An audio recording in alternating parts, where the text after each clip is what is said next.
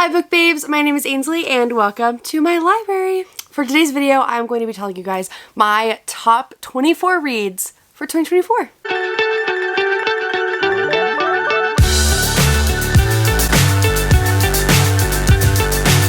Okay, so this list is in no particular order other than alphabetical. I took the time to alphabetize these books just to simply make it to where none of these books are higher priority than the other. I want to get to all of these reads this next year equally. I don't know if anybody else had difficulty this year picking their list, but so this whole entire bookshelf behind me, yes, some are missing because they're on the floor next to me. But this whole entire shelf behind me is primarily books that I have not read yet that I really want to get to. And so I was trying to curate this list and just make it truly be my top 24 reads of this year. And it was super difficult for me to pick which book because I genuinely, I got in my head that if a book was not on this list, I was not going to be able to read it. What? In 2023, I read 68 books. Okay, so if a book is not on my top 24 list, it still will probably get read. And I just could not get over that wall that I had set up in my head. So in my head, I was like, oh, I can't put this book on the list because I really want to read this book, but I don't want to take this book off of it to make room. And I just genuinely thought if a book was on the list, it wasn't getting read.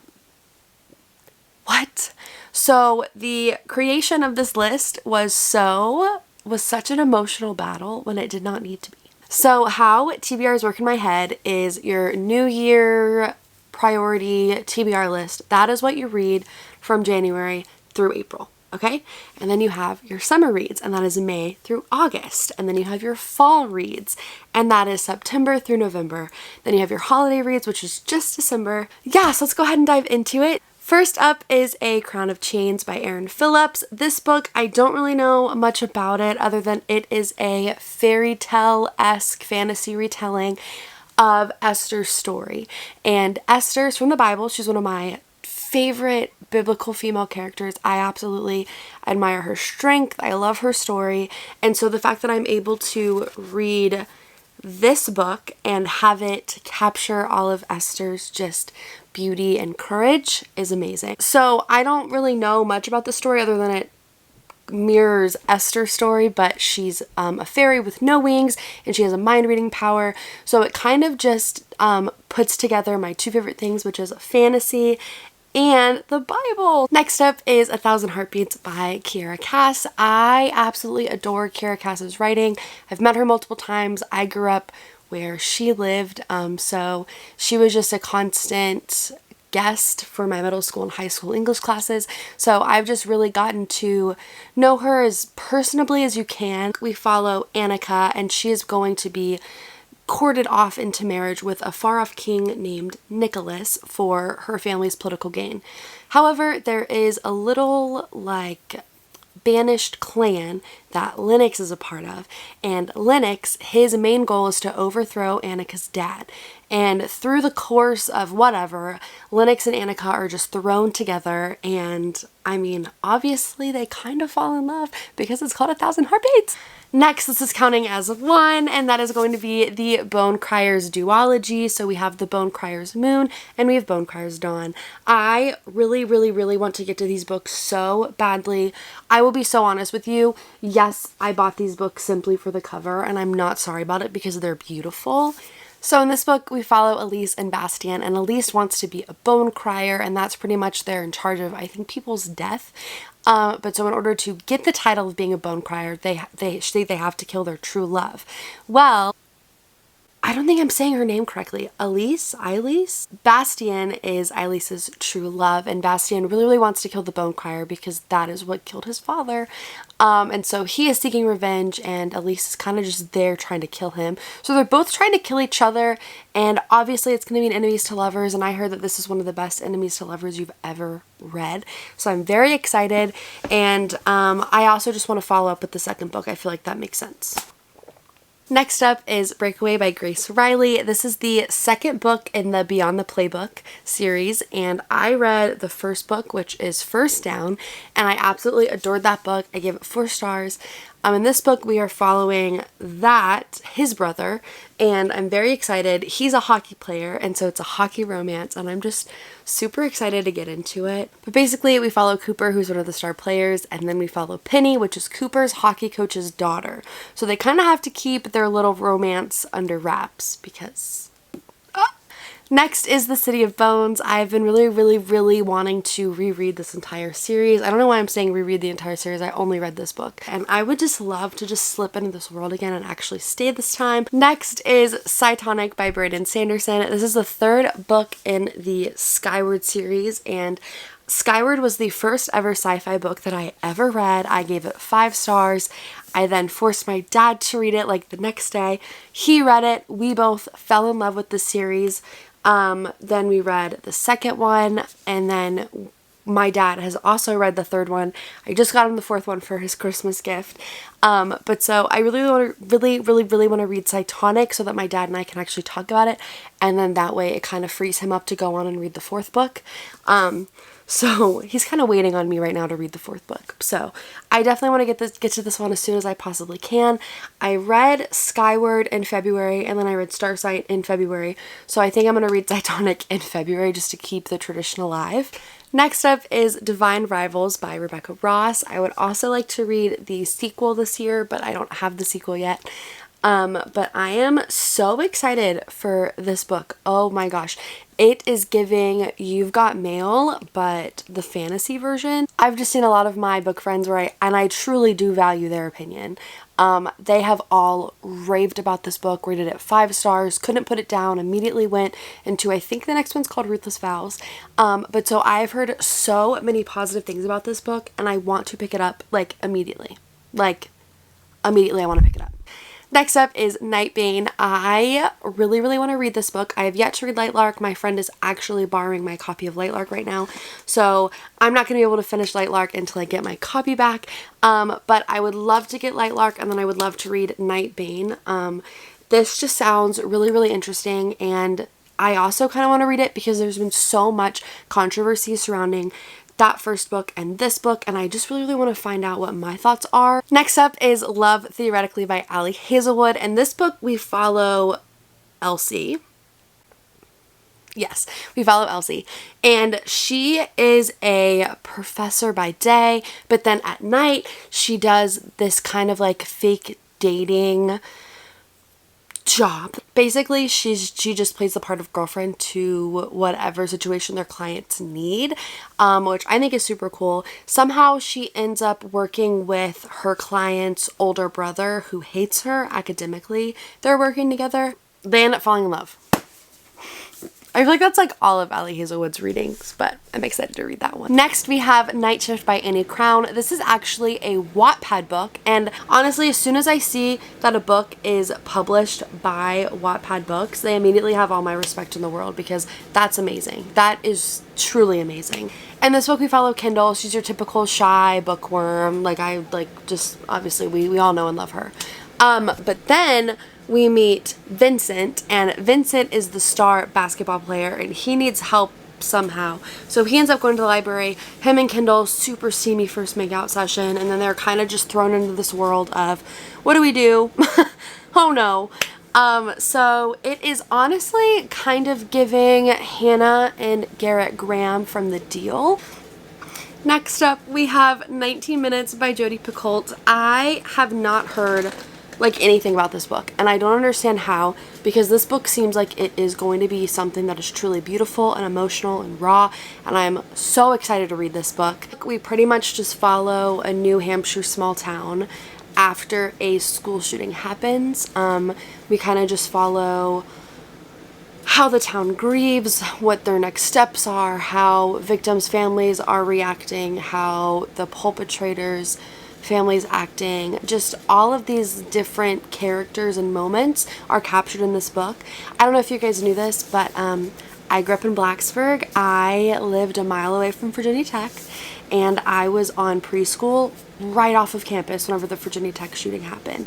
So school shootings, unfortunately, I have a very close tie with, simply because of how close I was to campus that day, and my entire community growing up was just forever changed by that moment. But just reading about the aftermath of a school shooting is something that I have personally dealt with, so I'm kind of excited to dive back into what I've personally experienced. And Jodi is such a phenomenal writer. I'm sure that she's going to bring honor and love to this topic, and maybe I'll be able to do some healing myself. We'll see. Next up is Once Upon a Broken Heart by Stephanie Garber. Oh my gosh, I plan on getting the second and third book in the paperback version of this because look at how stunning, you guys. You guys, what? This is the UK cover edition. No regrets getting it. No regrets. I have heard the book girlies, which is Sarah, Destiny, and Haley. They have all raved about this book. They say it's like the most mystical book they've read. And that is just something I'm really, really, really in the mood for. So I am wanting to get into this book. Yeah. And I have read the Caraval series, so I feel like that helps a little bit. Next is Realm Breaker by Victoria Aveyard. I have absolutely no idea what this book is about, literally this much, but I absolutely adored the Red Queen series. That was so good. The way that Victoria writes characters, betrayals, plot twists, war scenes, like she has just such a perfect writing style that is exactly what you need for a fantasy book, especially one this thick. And also, I would also love to read Blade Breaker, but yeah, Realm Breaker for sure is on my list this year. Red Rising by Pierce Brown. I have heard so many phenomenal things about this.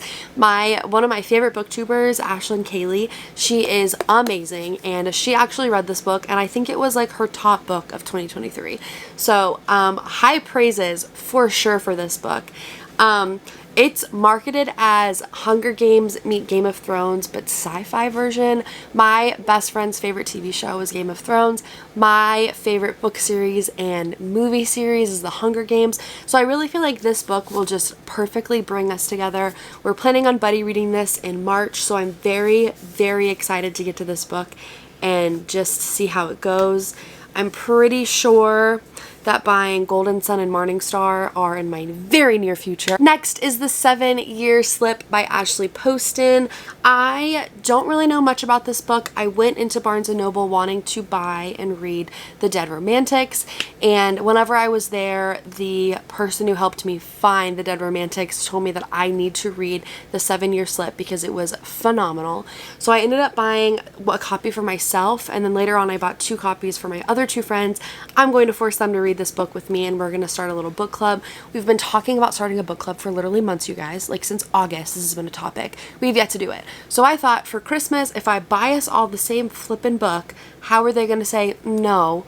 Like there's no way we can avoid it at that point. So I got us this book, Gracier. This is another book that is mirroring the Hunger Games, except pretty much every 16-year-old girl is banished into the woods to like release their magic so that they could come back pure and ready for marriage. However, our main character, she doesn't really want to go into the Gracier. No. So I don't know if she goes into the Gracier and kind of overthrows it like Katniss did with the 75th annual Hunger Games, or if she finds some way to not go into it. I don't really know, but I'm excited to read this book. I have probably said this book is on my TBR since 2021.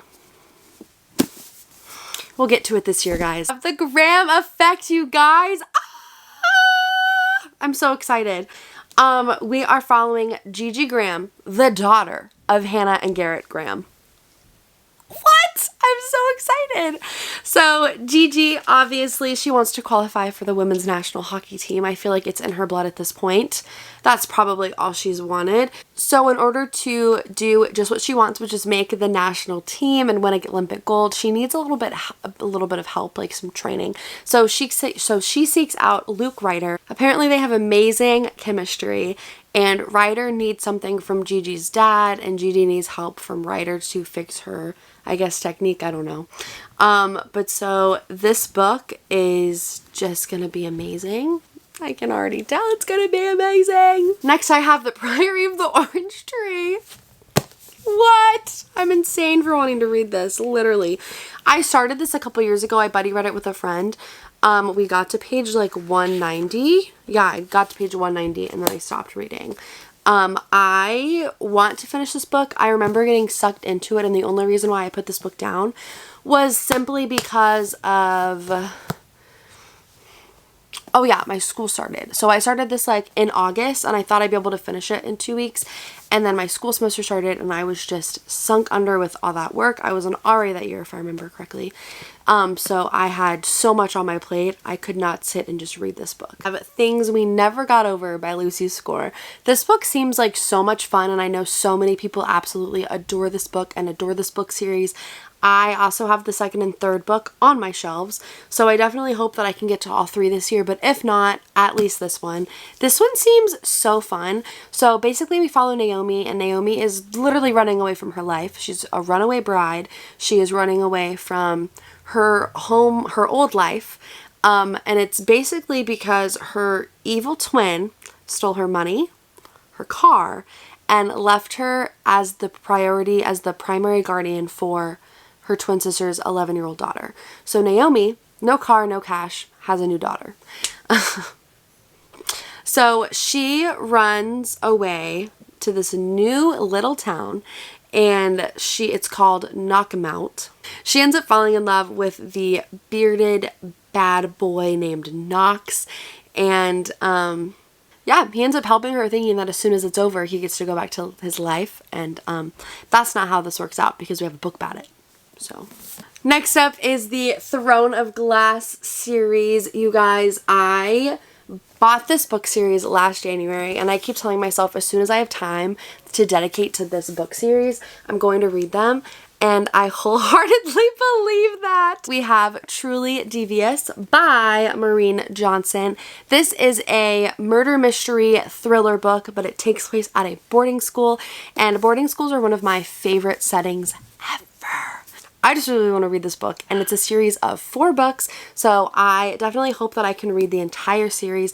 I've heard that people say that you just swallow this up. It's so quick and easy to read.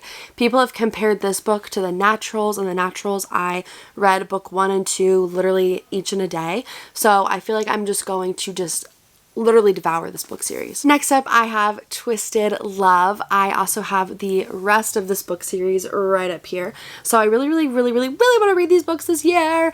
My friends have all read them. They all love them. I feel like of all the books I'm going to like the most, it's probably going to be Twisted Games, because the second book is the princess bodyguard trope, and I love that trope so much.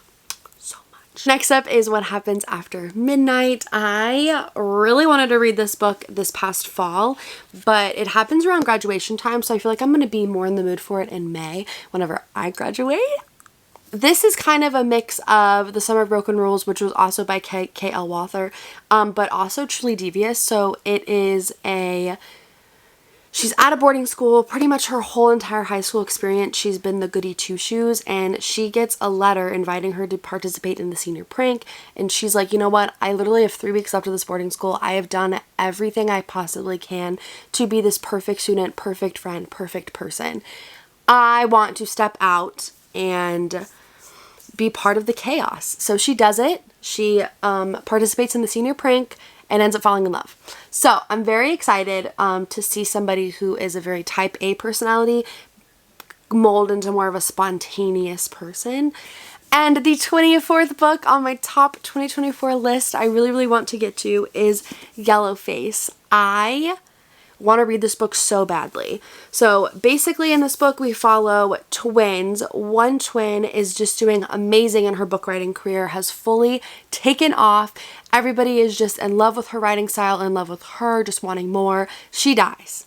So the twin sister in this book that we are following her perspective, she steals the popular twin's writing stuff. Like, she takes her intelligent property and copies it and makes it her own and starts doing super well.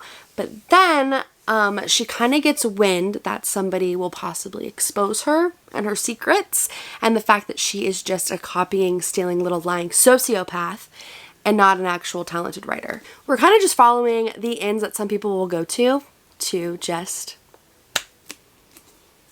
to remain famous. It's ridiculous. That is it for all my top 24 reads, y'all. I feel like 2024 is going to be one of the best reading years I've had in a while. As much as I loved 2023 and 2022, I definitely just feel like I'm coming out of my reading slump, and the fact that college will no longer be on my plate this year after May, and I'll just be able to have my full-time job and read. That'll be the only two things on my plate, because right now I have my schoolwork, I have my work, and then I have my desire to do YouTube and read, and finding a balance between those three things is ridiculous. So I'm very excited that in the upcoming very, very soon months, I will just have my work and I will have my hobbies that are reading and creating content, and it's just going to be a beautiful, wonderful year. So I'm praying for you guys, and I pray that the start of your 2024 is just amazing and is really setting you up for a successful and fun-loving year, y'all. And I hope that you guys like this video and subscribe to stick around. I would love to experience 2024 and read with you guys and just have a fantastic year together. So I'm praying for y'all. I love you, and I'll see you next Thursday. Bye.